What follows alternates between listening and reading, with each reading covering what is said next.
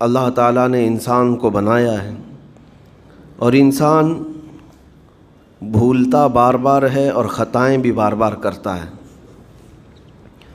خطا کرنے والا اور بھول جانے والا اللہ کی بارگاہ میں ایسا نہیں ہے کہ وہ ہمیشہ کے لیے ناکارہ ہے، بلکہ اللہ تعالیٰ نے اسے زندگی میں بار بار موقع دیے ہیں کہ تو اپنی خطاؤں سے اور اپنی بھول سے پھر سے دوبارہ اپنی اچھی زندگی میں آ جا، اور اسی کو ہم توبہ کہتے ہیں۔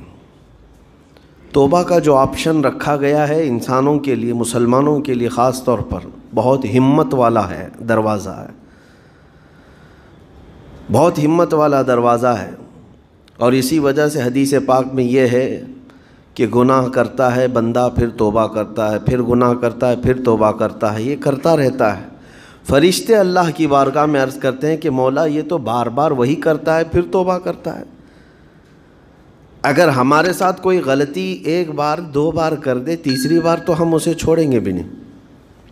انسانوں کی طبیعت تو یہی ہے، لیکن بندہ جب بار بار ایک خطا کرتا ہے اور پھر توبہ کرتا ہے، پھر خطا پھر توبہ، تو فرشتے جب اللہ کی بارگاہ میں یہ عرض کرتے ہیں کہ یہ مولا یہ ہر بار یہی کرتا ہے، تو جانتے ہیں پروردگار عالم کیا فرماتا ہے، ارشاد فرماتا ہے اے میرے فرشتوں، میرا بندہ مجھے رحمان سمجھتا ہے اس لیے بار بار توبہ کرتا ہے،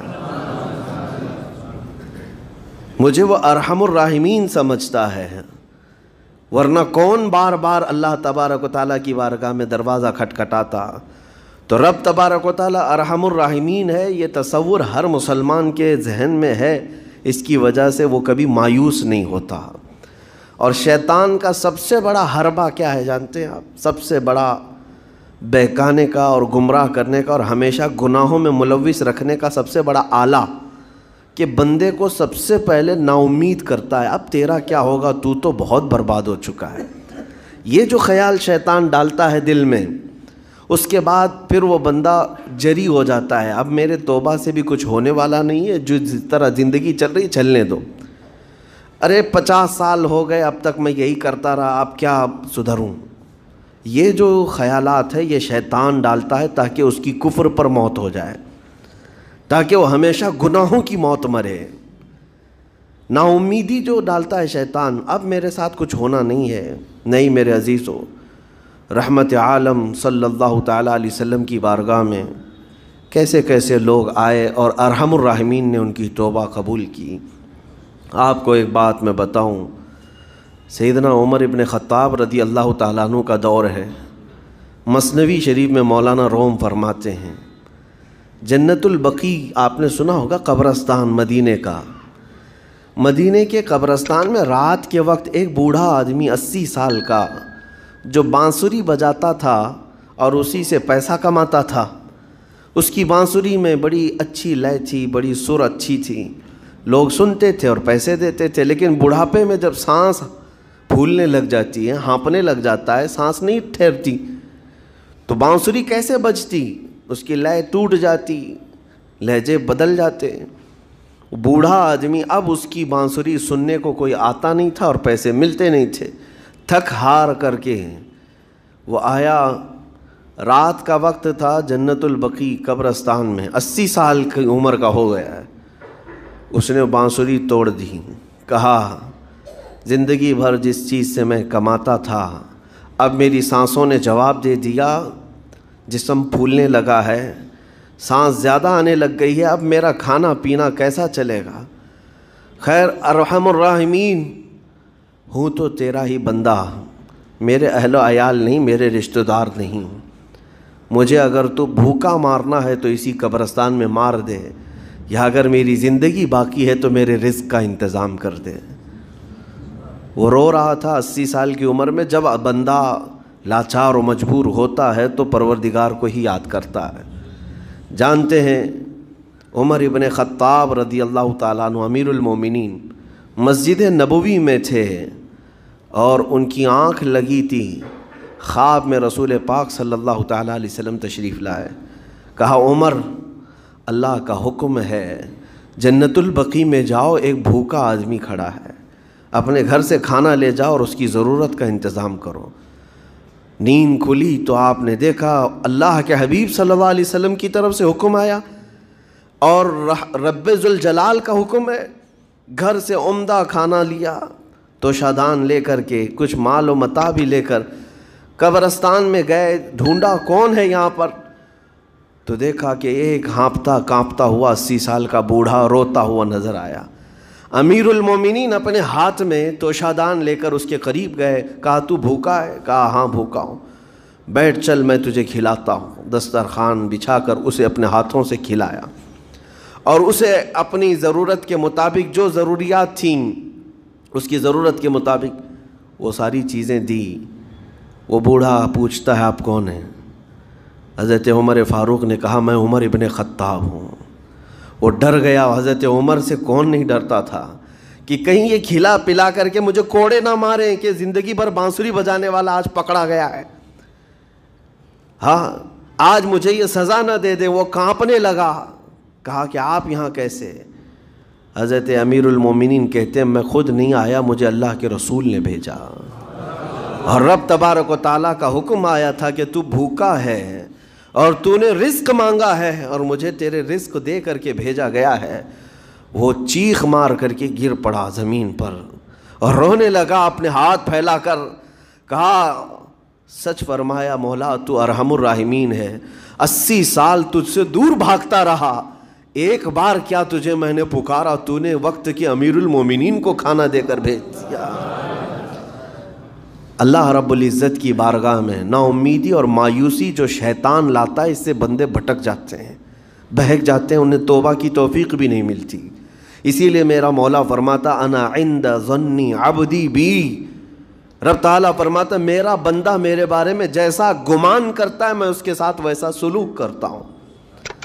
تم کیا گمان کرتے ہو؟ وہ سخت پکڑ کرے گا، ابھی مار ڈالے گا۔ وہ غفار ہے، قہار ہے، جبار ہے، لیکن ساتھ میں وہ ستار بھی ہے، وہ رحمان بھی ہے، رحیم بھی ہے۔ اگر رب تبارک و تعالیٰ ہر چیز پر پکڑ کرتا تو ہمارا تو جینا ہی نہیں تھا، یہاں پر اتنے گناہ ہو چکے۔ اور وہ رب تعالیٰ فرماتا وسعت رحمتی کل شیء، میری رحمت نے ہر چیز کو گھیر رکھا ہے۔ اللہ رب العزت بندوں کو معاف کرنے کا اظہار زیادہ فرماتا ہے۔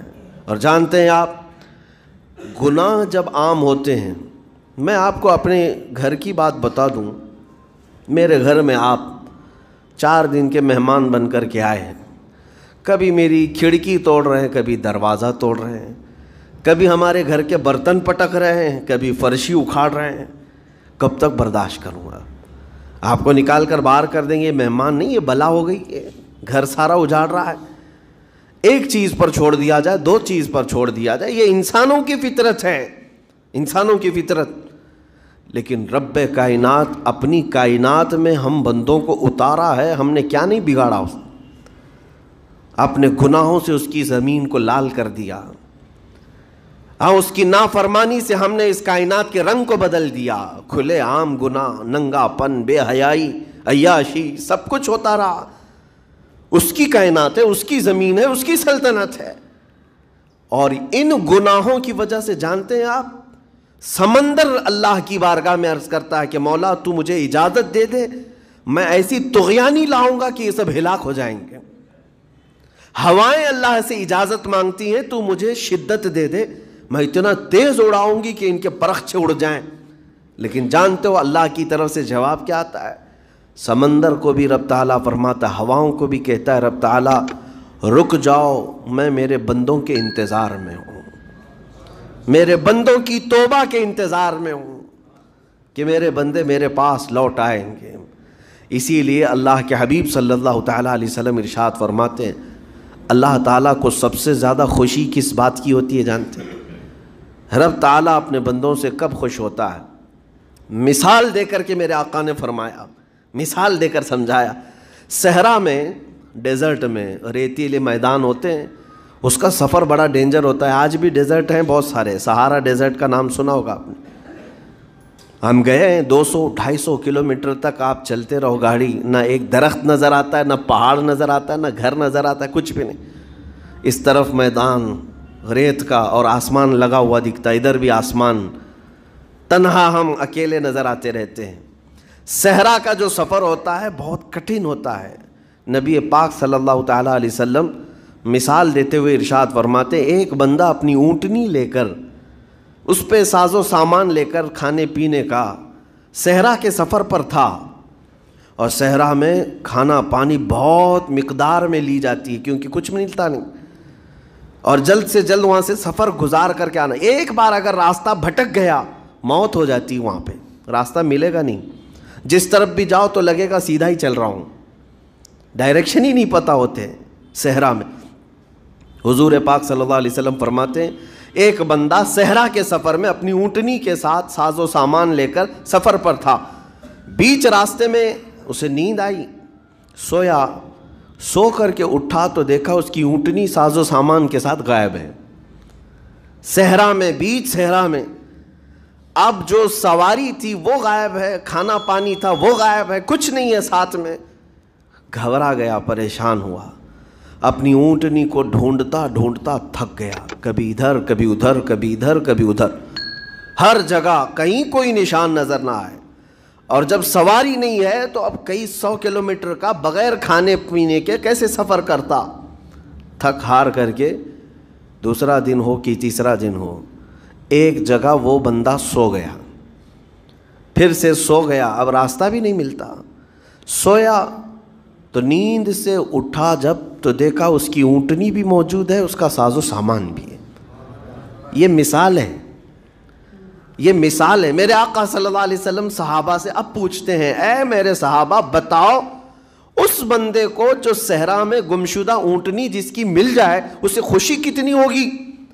صحابہ کہتے ہیں یا رسول اللہ اس کی تو جان میں جان آ گئی ہوگی، کیونکہ وہ جانتے تھے صحرا کا سفر کیا ہوتا ہے۔ کہا سب سے زیادہ اسے خوشی ہوگی کہ اس کا کھویا ہوا سامان مل گیا، کھوئی ہوئی سواری مل گئی۔ میرے آقا صلی اللہ علیہ وسلم فرماتے ہیں گمشدہ اونٹنی کے ملنے پر جیسے اس مسافر کو خوشی ہوئی، اس سے کئی زیادہ بڑھ کر کے رب تعالیٰ کو اس وقت خوشی ہوتی ہے جب ایک گنہگار بندہ واپس توبہ کر کے اس کی بارگاہ میں آتا ہے۔ رب تعالیٰ کی بارگاہ میں جب بندہ پلٹ کر کے آتا ہے، رب تعالیٰ فرشتوں پر اس بندے کو دکھا کر رشک کرتا ہے، ارشاد فرماتا ہے میرا بندہ میرے پاس آ گیا، میرا بندہ میرے پاس آ گیا۔